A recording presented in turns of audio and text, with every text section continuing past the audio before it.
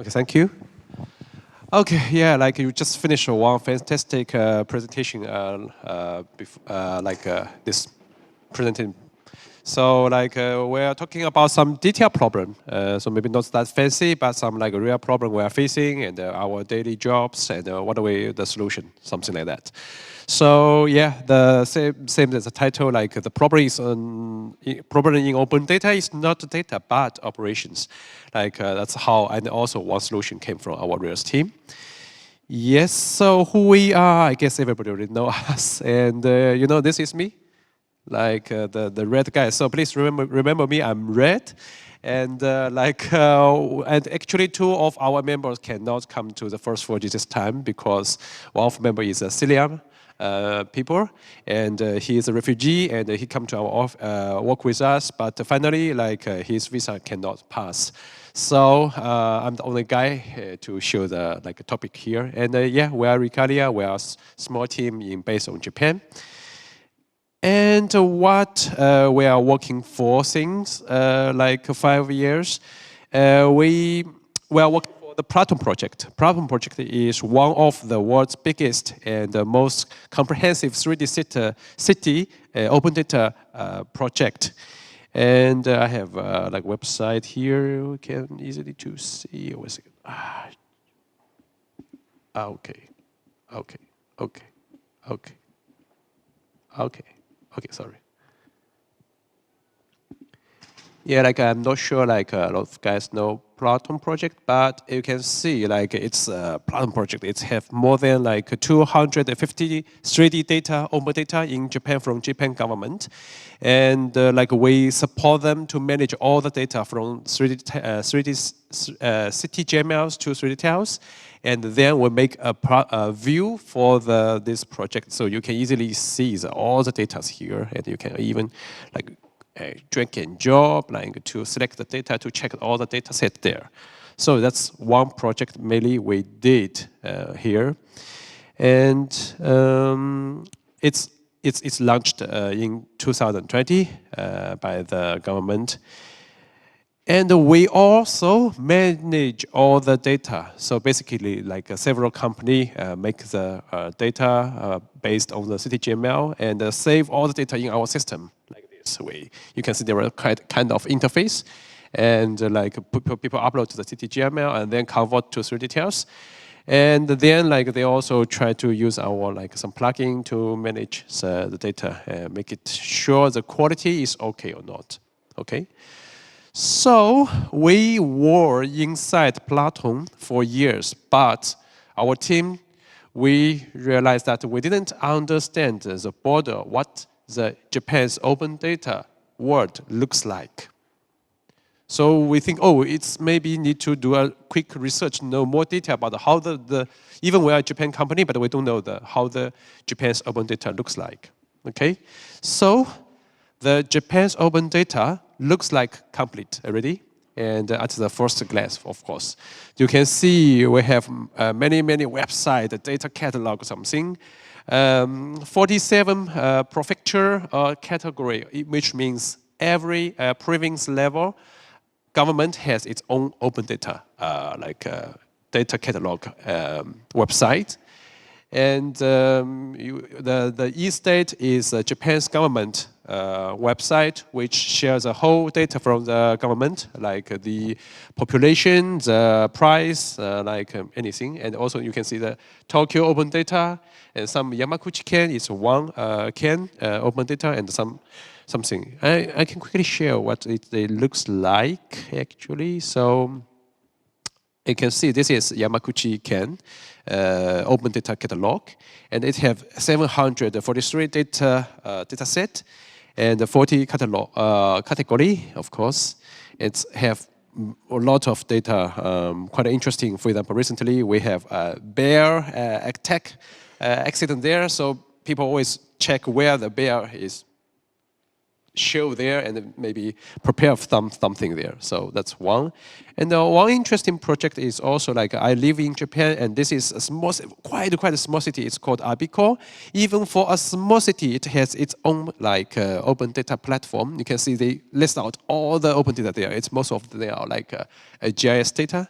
For example, it's a city planning data. I can click it and it be added on the map, and you can see like the government share all the information for city land planning, urban planning information here.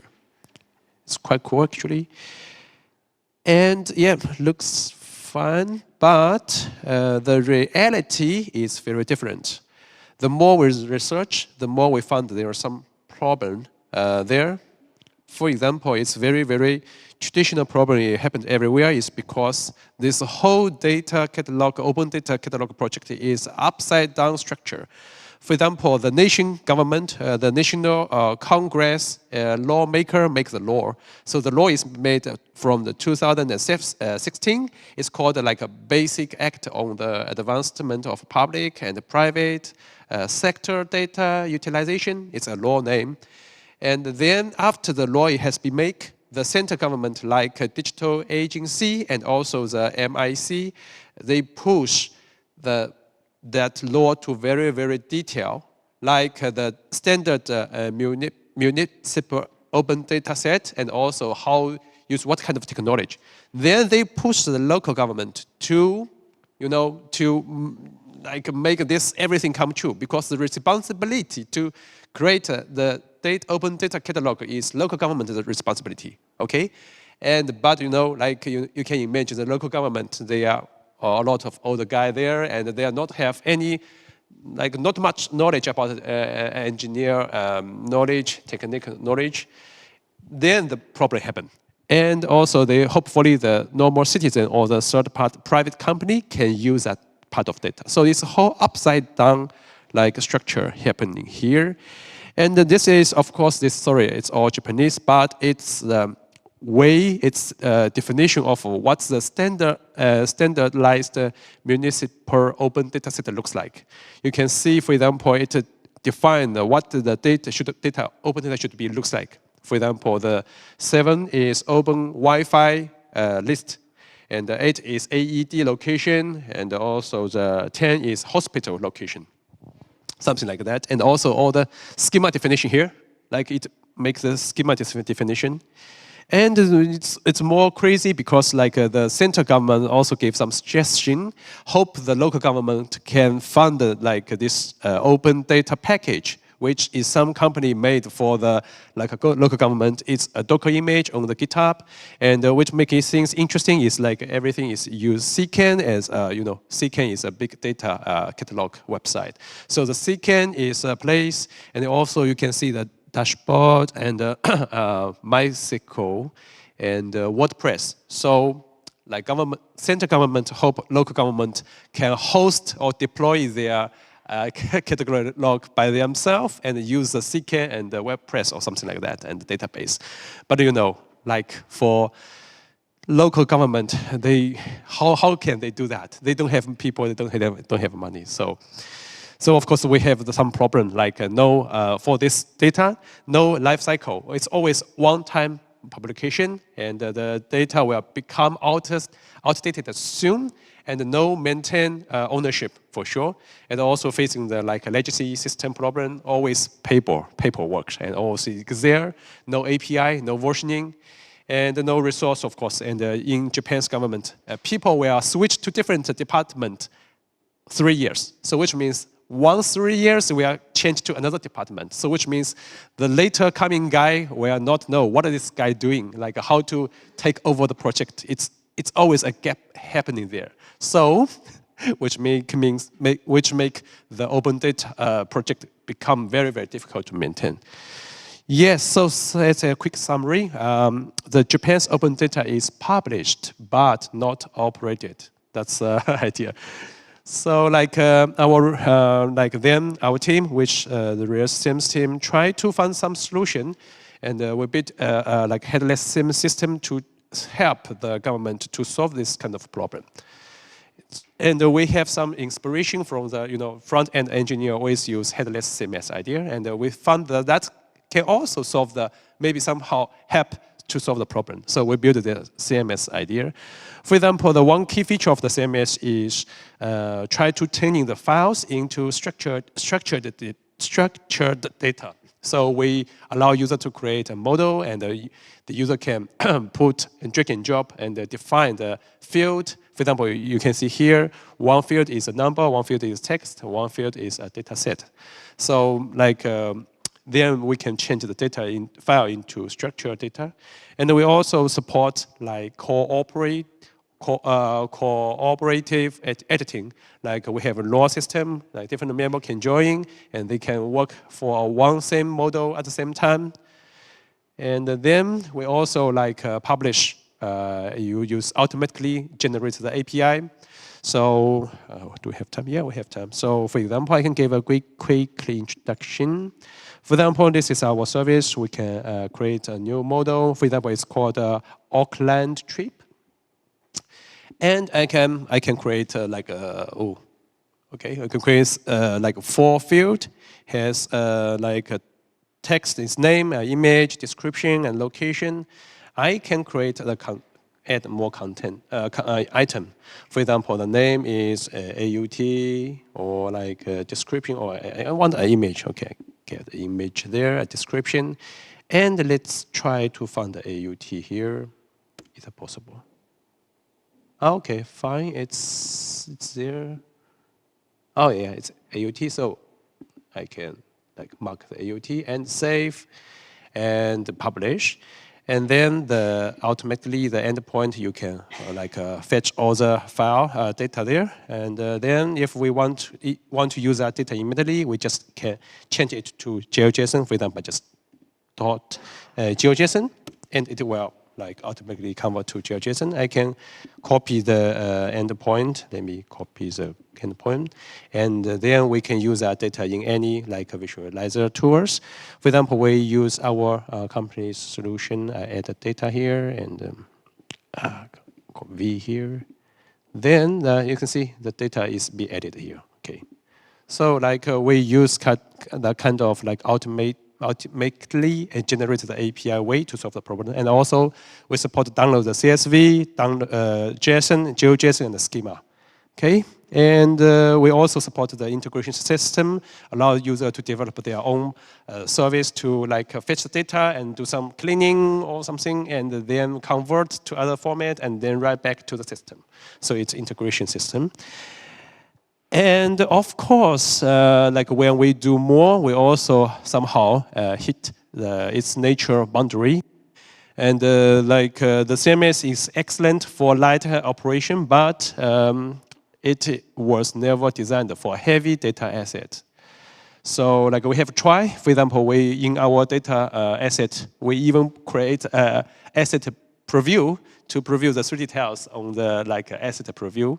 We also try our best to support as big file as possible. You can see we can our system now can support upload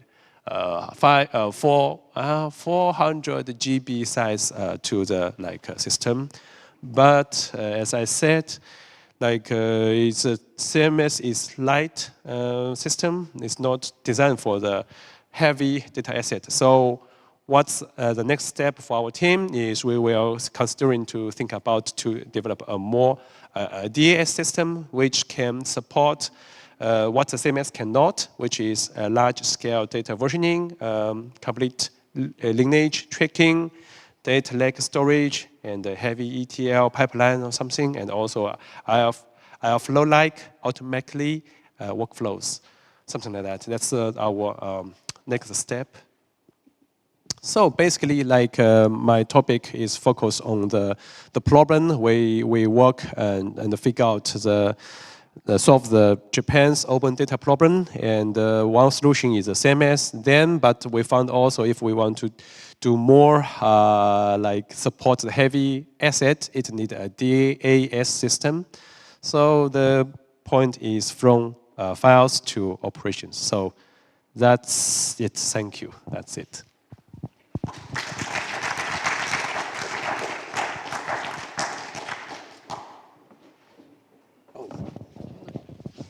We've got plenty of time for questions. So does anyone have a question? One quick one I do have for you, Red. I was looking, obviously you mentioned the idea that I guess it's like the inverted pyramid, right? Yeah. And it seems like the local government's doing, I guess a lot of the government relies, like the central government, for example, relies a lot on the local government to, I guess, do the process. I guess I'm just curious, I guess would the process be a lot, because you mentioned like obviously the local governments just publish the data. They don't have a life cycle to maintain it, sustain it. Do you, this might be a bit of a controversial question, but do you think there should be more support from the high level governments to provide, say, funding or people to local government to, I guess, operationalize that open data cycle? Yeah, definitely. Like, definitely the same as what we think, but actually it's also difficult. You know, always what's happening in the government is who takes the responsibility, right? Like, is really central government want to take the responsibility or the local government want to take the responsibility? It's fighting every time. So, like Japan, maybe it's quite special. I don't know the other countries' situation. Japan is a little bit special. And we interview one like person who work inside the local government, which is just Yamaguchi Ken. And he worked for the project for a long time. And recently he feel like he lost his motivation because like there was no money. Basically, easy to say it's no money, and they must, how say, create their own funding to their like open data project. And also they don't understand how people are going to use their open data, right? They prepare the toilet information, the like hospital information, but you know, the Google Map did better than them. That's true, and people use Google Map everywhere. So their strategy is try to fund and make some open data, which really the citizen feel interested. For example, recently the bear attack happening everywhere. So they found, okay, when they prepare the bear data from the policeman, some more people will come to the open data catalog to read and check the information. So, and also some like Hokkaido government and company prepare the data to later to people to share. So it's become very, very popular. But the central government, the standard open data thing, not that fancy. Like people have, oh, okay, I have it, but that's kind of thing. Yeah. Thank you. I guess another question I do have then is, have you, maybe I'm misinterpreting this, so correct me if I'm wrong. Have you had local governments reach out to, I guess, put their data directly into sort of your CMS solution rather than sort of setting up their own platform? I'm just curious if that's happened. Yeah, like if we didn't do that yet, but the next step, we already talked to like several like a local government to try to help them to use our system, see like where the problem it is, and we also want to like upgrade our system CMS a little bit to have some default settings. So they just want to click it button and everything they automatically generated for them. What they need to do is like see it, and if needed, just come to our system to update the data a little bit. That's the idea. Does anyone have any questions? We've got plenty of time. All right, going once, going twice. All right, once again, thank you, Red, for your talk. Thank you.